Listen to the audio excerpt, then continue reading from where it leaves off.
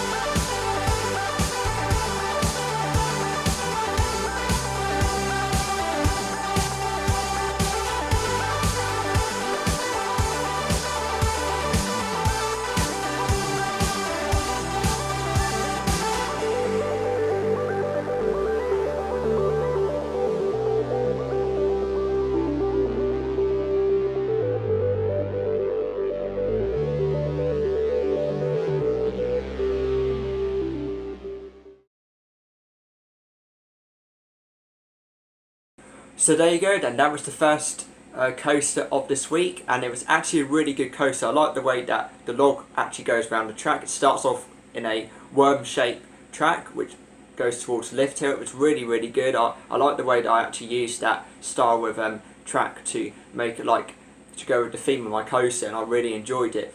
You do get quite soaked when you go all the way around the zigzag style track, and it was really good. And you know, especially when you go on the lift hills, the water still comes out, especially when you go around them corners on the ride. So yeah, that was the Waterworm, which was a really good coaster. Now it's time to move on to our second roller coaster of this evening, and it is called Spin and Scream. So this coaster, it's basically a little coaster.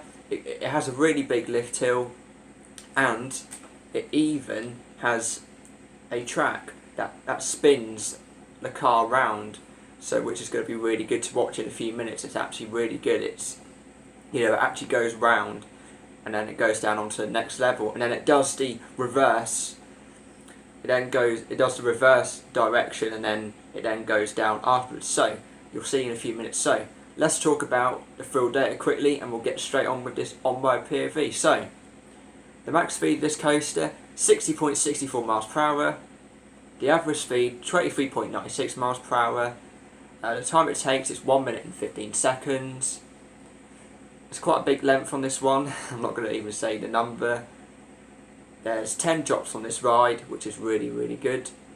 And there are no inversions whatsoever on this ride.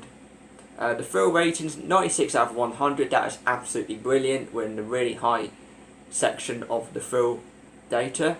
And then the nausea is 75 out of 100, which is which is a little bit bad, but not too bad anyway. So yeah, let's get straight on to the second POV of this evening.